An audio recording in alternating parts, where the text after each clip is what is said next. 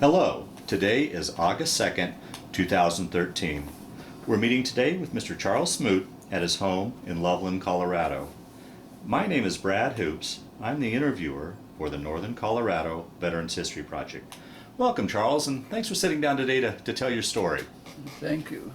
Let's start out, if we could. Tell us a little bit about yourself, your date of birth, where you were born, a little bit about your family. Okay.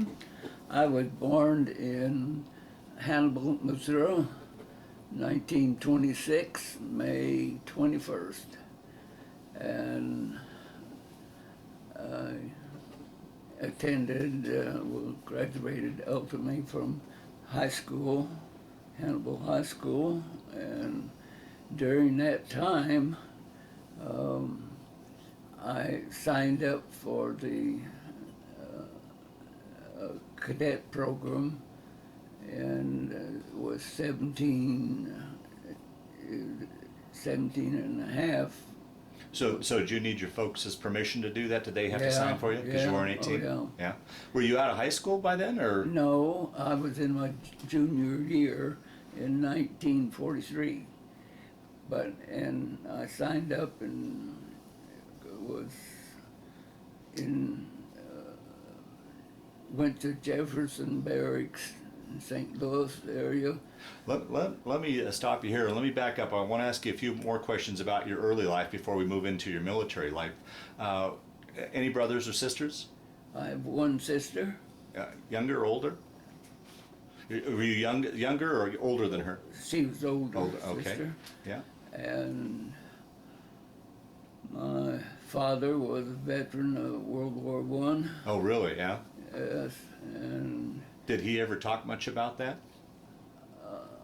no, I don't really think so. Yeah. I didn't hear much about it, but he was proud that he was able to be in that time. He wasn't in too long till the war was over, but he was very proud of that, and he was in the American Legion for a long time and active in that. What did he do for a living? He was a appliance salesman for the gas company there in Hannibal, but then he got squeezed out of appliances. You know, they didn't need two salesmen or three that they had, so he went to work to a rubber plant there in Hannibal, and they processed shoes for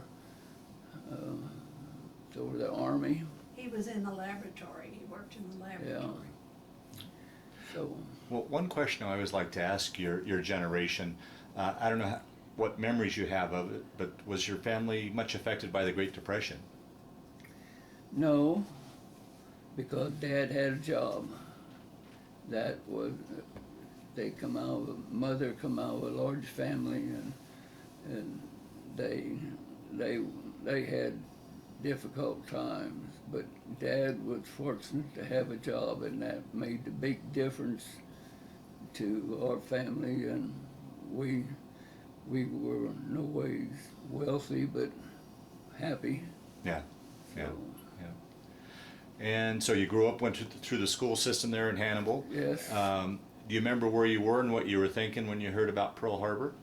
Yes. I thought as a kid then, I thought, oh, they'll blow over. Yeah, in about 4 or 5 years it cleared out, but I was impressed with such a thing that's happening, and I was listening and going to what I was conscious of what's going on very much, but I didn't think such a thing would last. You didn't think you'd get pulled into it? It'd be over before you were old enough? Yeah, that's right. Yeah. So we'll jump forward to 43 now. You enlisted in the Air Cadet program. Yes. Why that program over the other service branches? What drew you into that? I was a draft dodger. I didn't want to be drafted, and I chose to want to be in the Army Air Corps. Okay. And I thought that was more suited and I would like that more, and consequently I did. Yeah. Yeah. So, how long after you enrolled did you ship off then to? You said Jefferson Barracks. How long before did you finish school? Were you able to finish school? Yes, that was my junior year when we signed up. Okay. And I was sworn in there at this time in 43. 43, yes. And, and 43. So, and I passed the screening test and signed in and sworn in. And that was in 43, and I was completed my junior year.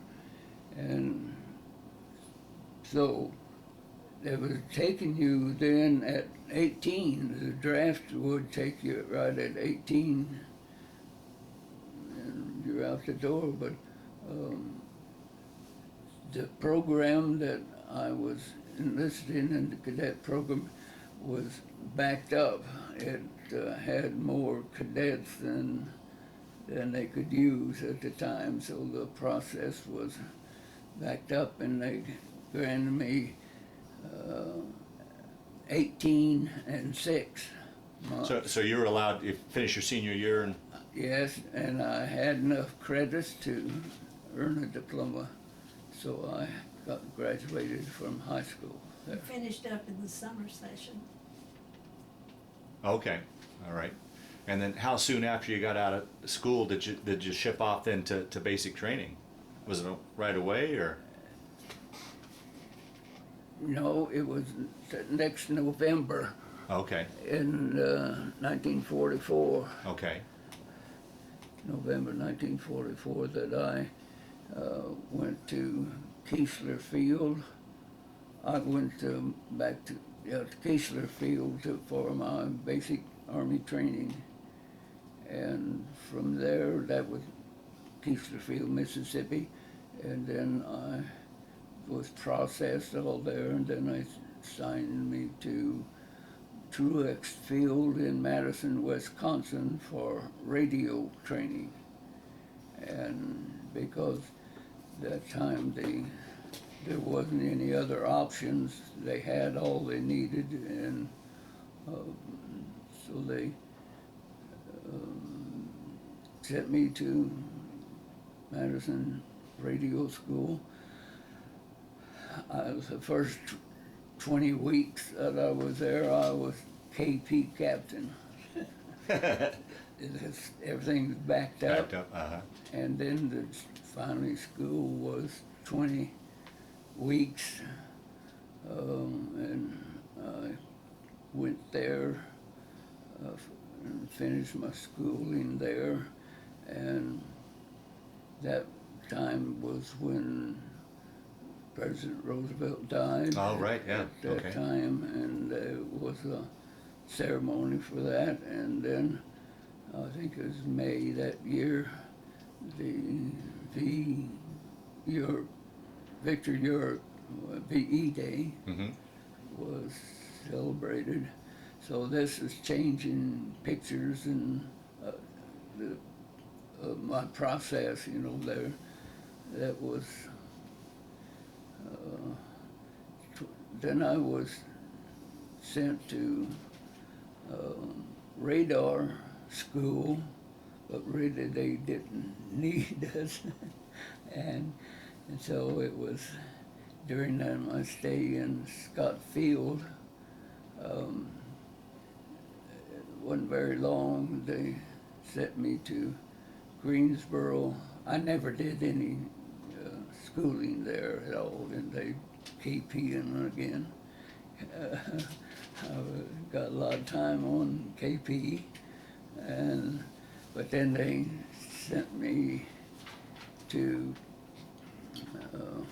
but during the time of the flight from from Madison, my radio school. Then they sent me to Scott Field for continued radar. That was in We're Illinois. married. I got married with it was 2 week delay en route from Madison to Scott, and my wife and I were married. Well, And, now was Mary a high school sweetheart, or how did you guys meet? How did you guys get to? yeah, she was. High school. Yeah, Yeah, she was one and only. yeah, yeah. And we've been married now for 68 years, and that's afterward. Yeah, yeah, we'll talk a little bit more about that. Well, how was that that transition for you going from civilian life into military life? I mean, many like in your generation, growing up, you probably didn't travel too far away from home, and now it sounds like you were kind of zigzagging around the country. How was the transition into military life, and two, was there any tinge of homesickness or anything along that line? Oh yes, there was homesickness but I knew when you're overseas, you can just live with homesickness. Yeah. And of course, just being married was stress on us all. Right, And, right. but we made it, and it there's a lot of little things that you take for granted before you're in the military, because you always have to protect yourself and your possessions and things, and so I learned that, and so that was, I was just a kid growing up. Right. Oh, and absolutely. Yeah. And that was good. Yeah. It must have been kind of interesting too, once again, just growing up there in Hannibal, to be out and meeting people from different parts of the country, different. Yes, absolutely. Yeah. That was a thing. Occasions down in Mississippi, I didn't know what occasion was, and was in that with him, and they're different. Yeah. But Sure. in that's all kind of people. Yeah. They have the same uniform, but Right. they're different. Just before we left from Madison, Wisconsin, to go to Scott Field, one of the occasions stole my billfold, but he was on the alcoholic side, but I didn't think they would do that. Yeah. And that papers and stuff, that caused a hurry. But so you learn, don't trust too many people. And right. That's part of it. Yeah. I'm assuming that when you went off to the military, it was probably the first time you'd ever been away from home. Yes. Yeah. So yeah, and just barely 18, a kid, really. Yeah, still. Yeah. Yeah. Yeah. You bet. Now, prior to joining the Air Corps, had you ever been up in an airplane? Yeah. Oh, okay. I'd been up, and I liked it. Yeah. And how about radio school and radar school? Did you enjoy that? Did you take to that, or how was that going? Yeah, I liked the radio.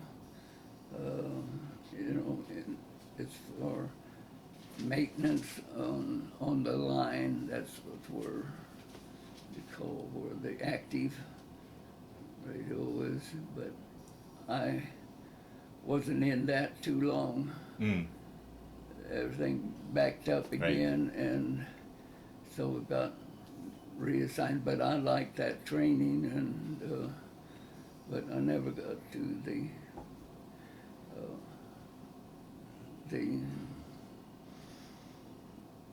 that work. Yeah. But they got assigned to a better work anyway. So, do you want to tell about that now? Yeah, and so then take your story from there then. Well, when I went to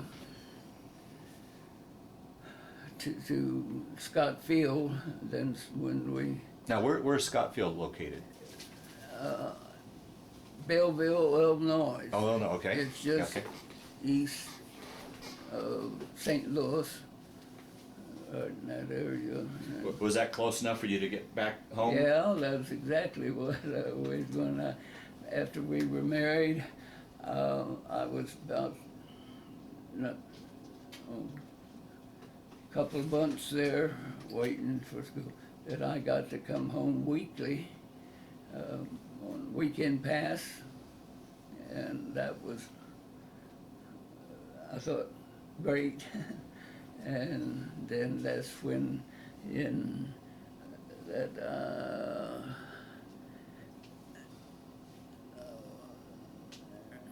oh yeah, this was in early November. I was ordered to Greenville, North Carolina, to oversee the replacement depot, and I was sent to European Theater.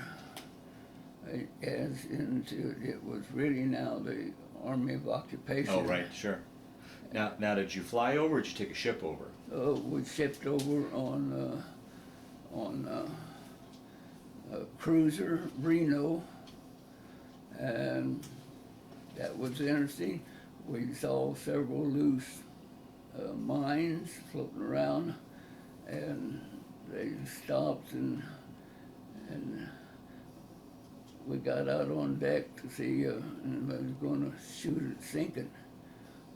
But we saw the whole waiting there to see a big explosion there, and it just sunk it. But nevertheless, it was there. And How was that crossing? I mean, here's a landlocked boy from Missouri. Did you get your sea legs, or did you get seasick, or how was the crossing for you? And what were conditions like on the ship? when we first left New York Harbor, I was out on deck and ooh, this is just kind of fun, you know, that riding like that, and that was, oh, that is all right. But the next morning, and it was in November, and it can be pretty windy and gusty, and we were riding big waves, and it's all we had to do. We had those Navy about, you know, sleeping decks, about 5 high or something. All we had to do is stay in there, but that was all we could do. And that we went into Le Havre, France, but the last day out, it was simmered down. They had chicken on the Navy cooked. It was pressurized, but it was almost tastes like fried chicken. But that was the best chicken that I ever had in my life, because that was the first time I could eat. No. And it was really impressive to me. Yeah. And so we come into Le Havre, landed there, and there was a processing station there close by. Now, by this point, had they pretty much cleaned up from the war damage, or was there still quite a bit of damage? In Europe, yeah. Yeah. It was. We went from Le Havre, France, down to Munich, Germany, clear across France, clear across Germany, and that was, you know, realize what war is about. You know, you see pictures, but Can you describe a little bit of what you saw, some of your memories? I imagine you guys took a train Yeah, big train that was, and there was 6 of us in a section. They have the European style, you know, and 2 of us slept on top rack, and 2 of them slept on a seat, and 2 on the floor. And none of them is worthy of sleeping on, but it was 2 nights at that, and night they put me up on the top. I got up early. It was, but we've gone through Germany, and it was, wow, this is, you know, see bombed out and craters all around, I guess bombing the railroad and all through, and that was, I say this is real stuff. Yeah, wow. Oh, wow. So, and we got down to Munich, Germany, you know, that's clear down. Southern part of the country. And remember in 1940 or 50, something like that, when they had the Olympics in Munich, and those people was going after the Jewish. Oh, right, yeah, people. 72 Olympics. And that was where we stayed, right at that compound. Oh, really? Okay. Yeah, where they was, that was kind of interesting. And then we processed there, and they assigned us to go back to England. Really? Yeah, clear across again up, and that was quite a trip. And on the way we stopped through. France was it was just a battlefield. You know, there was some things left standing and some things. We visited at Paris and saw the Eiffel Tower, Napoleon's tomb, and the Paris Opera House, and those old historical things. And once again, here's a small town boy from Missouri. That must have been fascinating things to see, you know. Yeah, you just have heard of them. Yeah, yeah. You've heard of them, but now you see them, and that was it. Yeah. Yeah. I remember sending you a card, and say, Paris today, London tomorrow. Big jet setter. Look, I'm traveling around, and it was quite an experience. Yeah, I'll bet. And I was stationed there, the closest airfield to London, and I was did radio work. I went on the line in radio work one day, I think, and they needed, others were returning home in flight operations. I was a dispatcher in from the flight operations of train. I worked with EATS. Okay. And the first time I saw that one in London, I saw I didn't know where we had a sergeant leader, and we all been.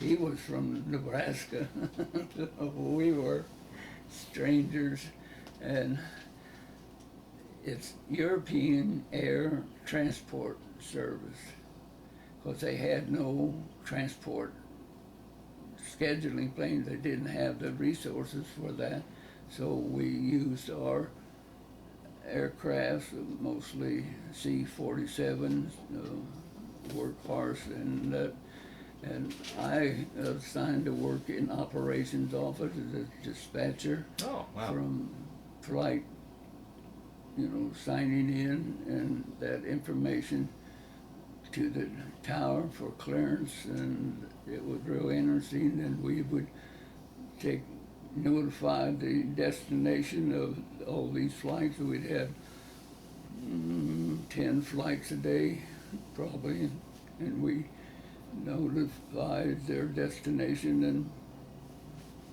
and waiting on a board that we kept track of, and when they landed, they'd call the teletypist back, and that was real interesting. Then we had to stay there till we had heard all of the safe landed in their destination. It was close to London, and we'd work I think one day and off two. That allowed you to get out and explore London and England and London, that's where we would go, and that was impressive. I heard of that. You're right, yeah. And this is it. But London still had some bad scars. Right. Bad scars, but there was a lot of them that was all right too. But of course they bombed London Right. regularly, and we rode in the tubes, the subway, what they call them, and that's where they seek refuge. Right, and, right. And it was, of course, seeing Buckingham Palace, and that was interesting, but I didn't get to see the Queen. No? I kept hoping we were the same age, and I thought that might get qualify for something. And there You saw the Tower of London. yeah, that, that's another thing. Yeah. That I don't know if it was real or not Yeah. until you see You're there. right, yeah. hear Oh, the sure. stories, Right. yeah. So, but that's the work I did there was very interesting and I'll bet it was. responsible, and You need to tell your bad boy story now. no, that was later. Oh. I'm in England now, and during the stay there in Wilmington, there was a barrack hut thing, oval. Oh, you lived in the Quonsets? Yeah, and there was 20 so people in there, but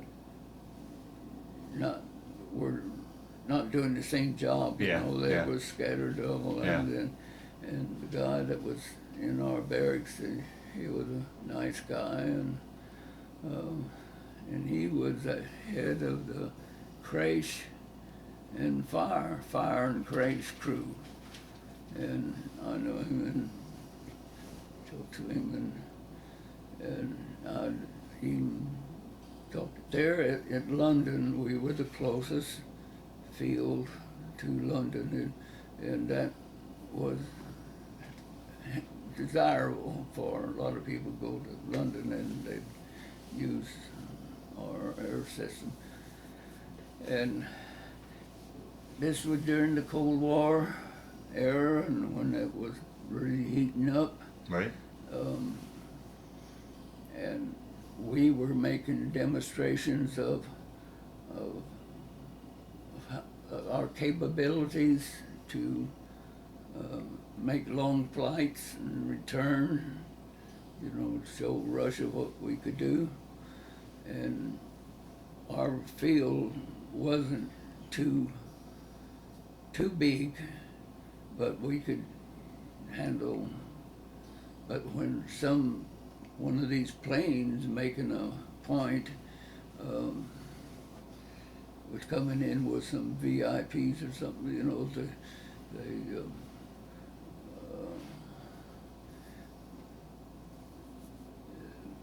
we would have to notify this crash crew, my friend place, you know, from the operations. We tell them that certain transatlantic airplane, something called, was coming in and had to, might overrun the air. Oh, right, okay, uh-huh. So we had to call them out, and we did that at London several times. Would there be crashes? I only saw a crash, and it wasn't, it wasn't too bad, Oh. but plane was coming in, and a big gust of winds had like that. But that's the only crash we had. So when we went to move to Germany, our whole outfit took our planes and went over there, and we was that was more each headquarters in London, and we went to Bremen, Germany. That was a sad town, you know, and one always there that Sad in what sense? Still pretty beat up from the war, or what? yeah. They had a big submarine station there, didn't they? The Germans did. Oh, that's right.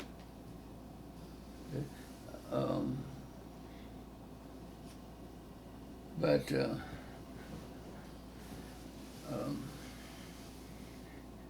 it was a fighter plane runway, you know, wasn't big, and we didn't have very big capacity to handle larger ships. And so one day while we was there, I called up the crash crew and told them we had a incoming ship from the States, I think what we got, you know, and we need to call out this crash crew. And so I called him up and told him what we're doing, and all of a sudden I look and see, here they bringing out the whole parade of equipment, you know. And I was never so scared in my life as I'd seen them all out there. I jumped out of a chair and run out there and told my friend I was just telling a joke to him. Oh. That there wasn't such thing, and go back, and which probably saved me, because that was a bad thing to do. And so, but he knew me, and I from England. Yeah. And so I talked my way back to them. When we first got to Bremen, we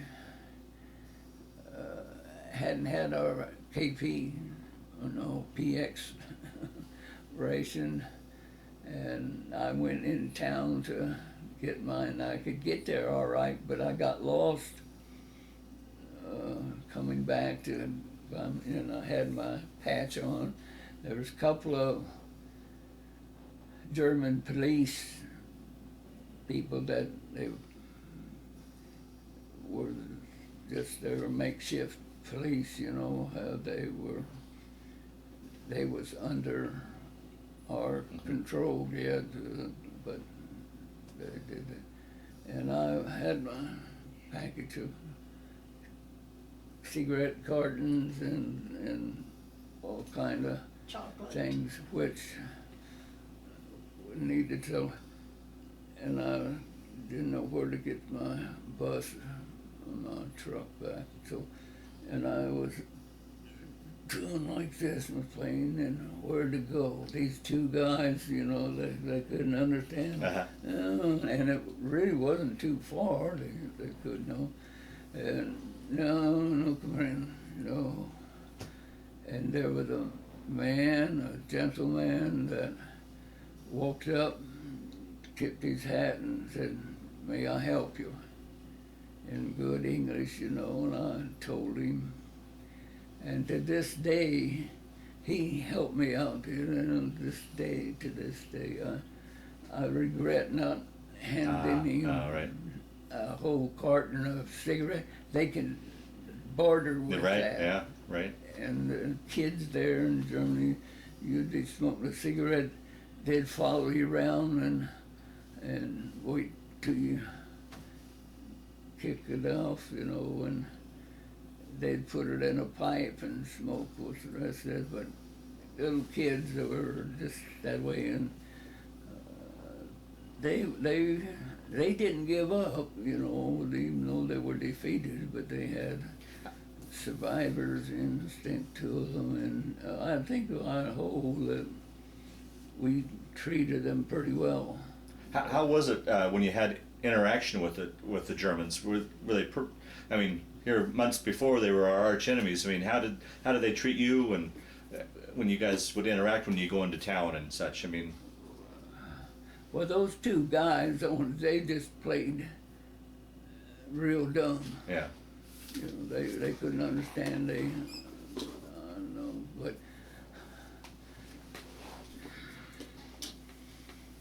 they were. I think most people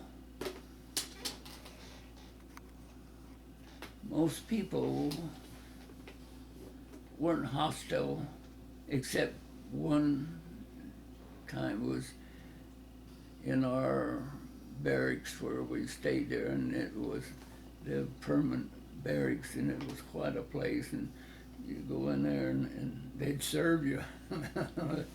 That was kind of strange, but that didn't last too long. But the people, there's one thing, and the German Nazism is Right. something else. And as I was growing up there, I'd see cartoons in the paper with Germans having a pig head, people with pig head, you know, and they would tell me, "This is your enemy," but it's not the people. And I found out was good to me. See, they're just people just like me. We had an engagement with people were civilians, you know, German people, and I asked them, "Why did you get in this situation? Why did you let this take over?" And they said, "Well, you know, everybody began to do it, and that's all they knew to do." Right, yeah. They had no resistance to the leadership of the German Nazi Party. So I was enlightened to find they were people just like me. Right, right. And that was the good part about it. Otherwise, I'd had Germans were all, you know, beast-like. Yeah. So Yeah. I found that. And they I never found anybody hostile except that one guy was a die-hard Nazi, and he was working in our barracks. Really? Yeah. And he wasn't quitting. He was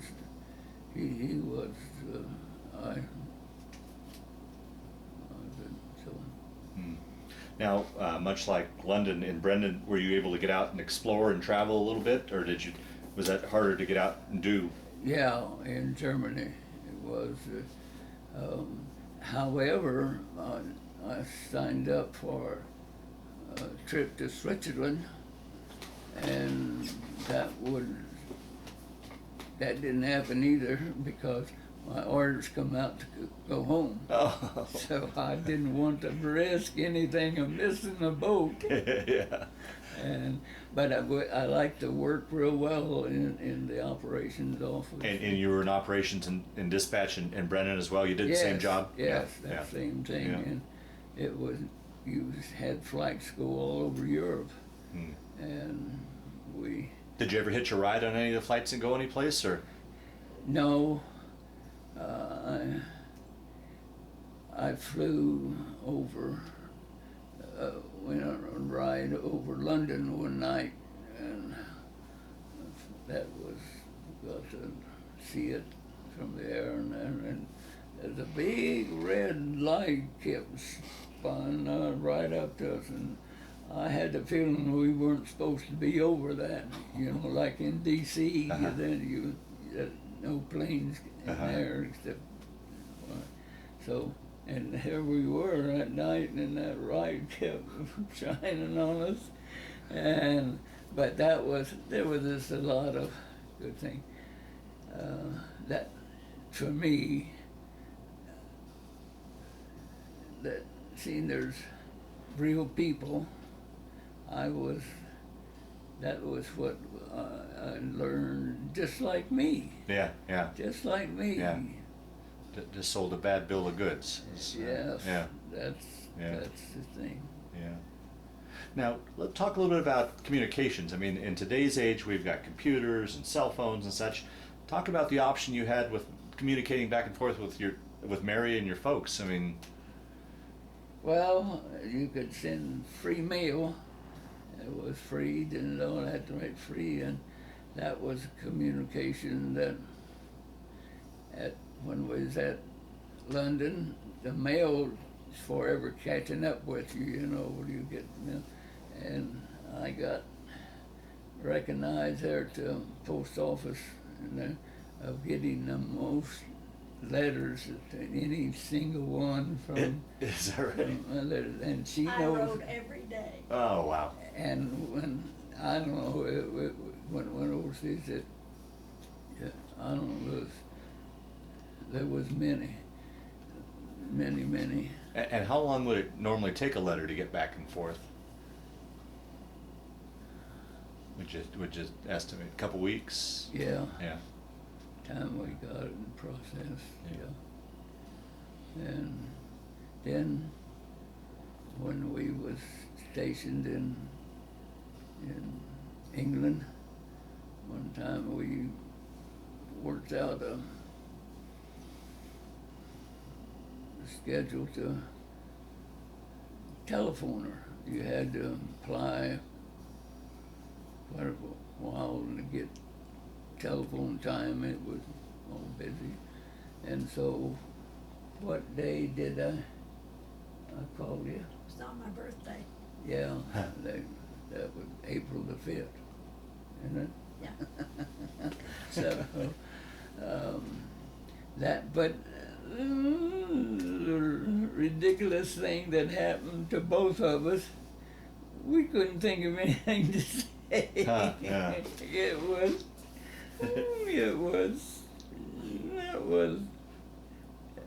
stupid, but we kept in touch, and that was one of the nice things. Yeah. Yeah. What would you do when you weren't on duty to entertain yourself or keep busy? Well, Germany,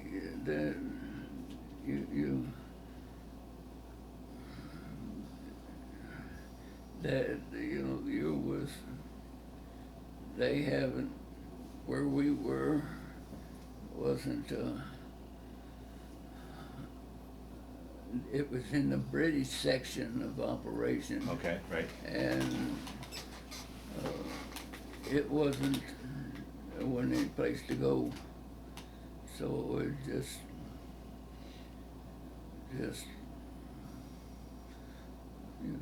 that was no place to go. Yeah, And, yeah. But of course there in London, and I had idea you could go to London, and that's quite a place for tourists. Yeah, And, yeah. you know, today they had that big Ferris wheel there. Well, that was in our area, and on my sister's birthday,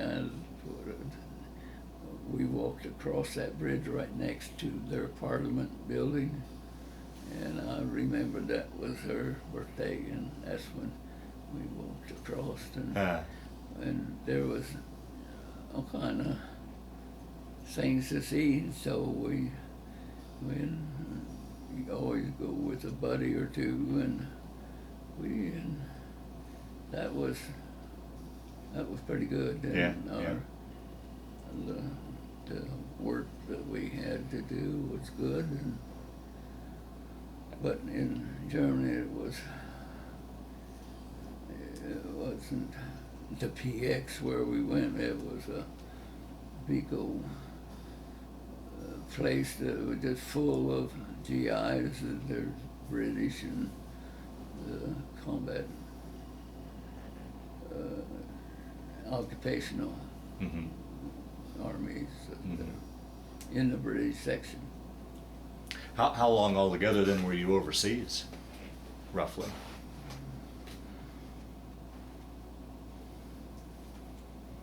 Not quite a year. Okay, and how did that break down? What chunk of it in London, what chunk of it in Germany? Well, we landed in France and went down to Munich, and then sent us clear back over to England, and then we was England till May, I believe it was, and then to Bremen, to come home on the ship. And then when to come home from the ship, I met a high school classmate. Is that right? Yeah, on a big ship of 1,000, and you feed you 2 meals a day, and the rest of the time you're standing in line.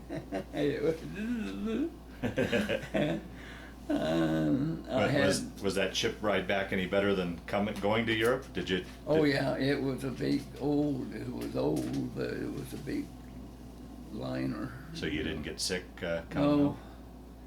and it was, but that was quite something seeing. I had some pictures of it, it was big. And when we come into New York Harbor, you could see Long Island recreational area at the Ferris wheel, and Coney Island. And of course, everybody was up and on this deck outside the scene, and that old ship began to list like that. Wow. And it comes to say, hey, fellas, if you want to get home, we better not all hang out there. But I didn't think that big a ship would be affected that much. But everybody wanting to see New York and Statue of Liberty. Yeah, that's right. Yeah. Oh, wow. Yeah. But there's, I'm thinking a lot of little interesting things that was really, really opened my mind and heart to people to forget, and I had other things, and had some good things, but I don't recall them now. Yeah. So you land in New York, and then where did you go from there then? To Fort Sheridan, in Chicago, wasn't it? That's right, Chicago, yeah. Where I was processed to, where I was discharged. And then we went to St. Louis, where my wife was at the time, and we shopped there for some civilian clothes, and it was, That must have been a great homecoming yeah. to see each other again. Then So we over a went year. back to Hannibal, and there to live happily ever after. 67, 68 years. 68. Yeah. Now, was that much of a transition then going in the military back to civilian life? Did you have much of a transition there, or No. was it pretty easy? No, I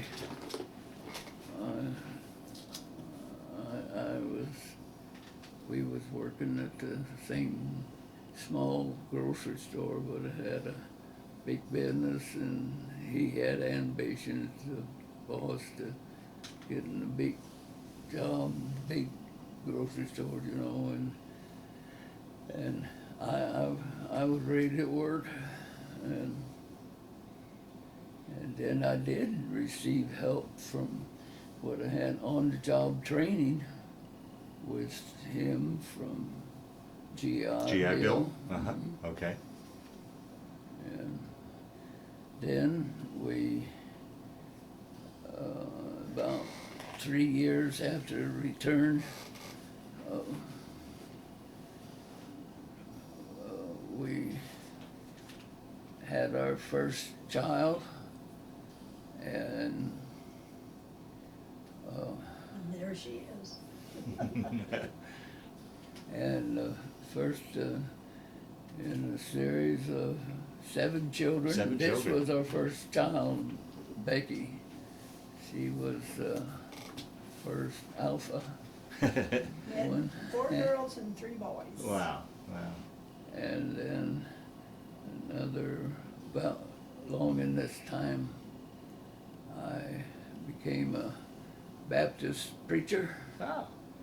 for 40 years and lived happily ever after again. I guess we're still happy. I am.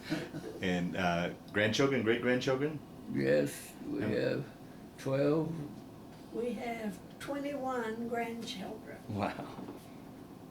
And 12 in it great-grand. We just counted them up the other day. Yeah, how many greats do we have? Something like that. 2, 3, 4, 5, 6, 7, 8. Well, you Yeah. tell us that. I did. It affected my life. It seems it was all, you know, army style, you know, it's their way or the highway, but they don't tell you the highway. Yeah. That'd be great, but it's a way of life that controls you, and I can understand that need be, but I learned as a kid there. I learned a lot that I would have never learned otherwise. I don't know, the American is all I knew. Well, that kind of answers one of the questions I always like to ask. So you look at that time period as something that really changed your life or affected your life more so than just a chapter in your life. It played a part in your life. Yeah. It sure did. Yeah. It sure did. You know, and I picked up a bad habit. Well, you're in the Army, you've got to take care of all your stuff and keep your stuff in its place, and you have it, you don't, but then when I feel I'm at home, I can leave something out and don't have to worry about it. And my wife sure doesn't appreciate that all out, but it's a can be, you know, at the time you don't see it, well, but it gave me better perspective about people. Yeah. We're basically the same. Yeah, yeah. We have the same Right. desires and frustrations they are, and I don't know how Free I from would me. do, but if our country was wiped out as Europe was been, how do you, boy, where would you start? Yeah, And right. that was grateful for the Marshall Plan to restore those people, and it really showed what we were about. Mm-hmm. And so, and I saw the ongoings of that and the results of being better people to concerned and not concerned for ourselves so much. Well, they say it's one of the first wars where the victors really kind of helped out we didn't come in and Yeah, Yeah. yeah. They rebuilt Germany. rebuilt it. Yeah, yeah. Have you guys ever had a chance to travel back and retrace some of your steps at all to London or Germany? No, No, no. we have New York Mm-hmm. when we returned. A couple of buddies over, we had a few days there, and we went up top of Empire State Building, and I borrowed a menu, because it was high, and we've been there again, and we didn't get up there, but I showed that how high up the menu was too. That impressed us, and but that's, we haven't had. Through the years, have you ever kept in touch with any of the buddies you served with, or was there any sort of reunions or anything like that? No, I did at first. I had their letters for a while, but we all had our busy time. Yeah, I guess, oh, sure, didn't- life, yeah. Didn't go, Yeah. but we. Well, Mary had mentioned earlier that there was the bad boy story. Did you want to tell that story, or? That, I did tell you about that Bremen when I called out, Oh, that was the Right. bad boy story. Okay. and that scared me more than anything that I've ever done. Phew. And I think there's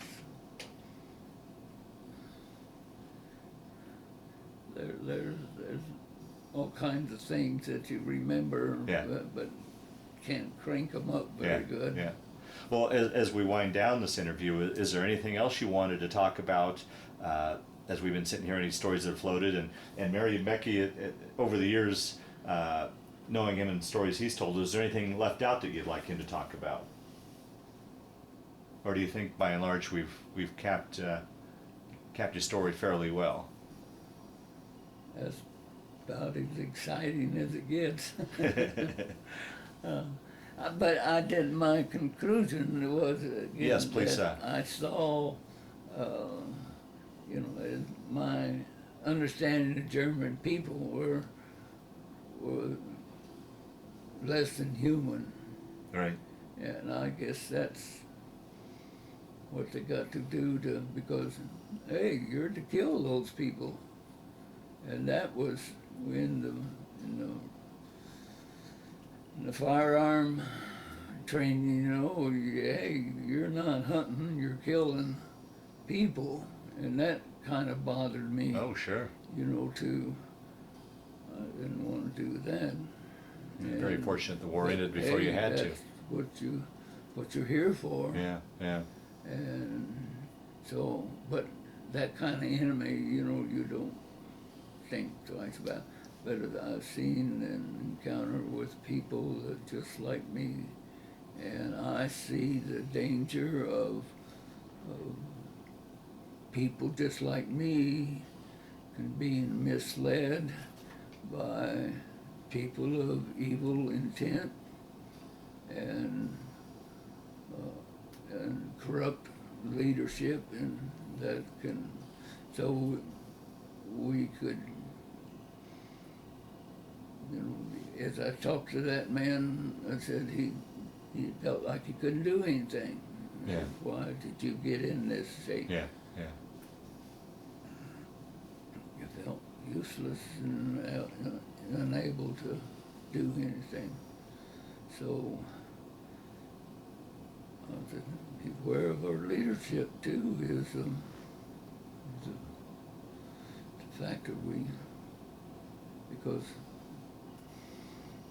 they take the power and run with it, and of course then when they're threatening you with your lives, you know, you kind of line up pretty quickly. Right. So that was, you know,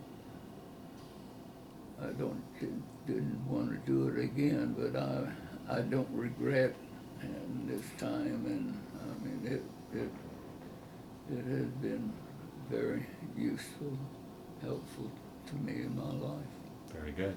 Well, with that, we'll close down this interview. I want to thank you, Charles, for sitting down to tell your story today, but just as important, I want to thank you for your service to our country. Thank you.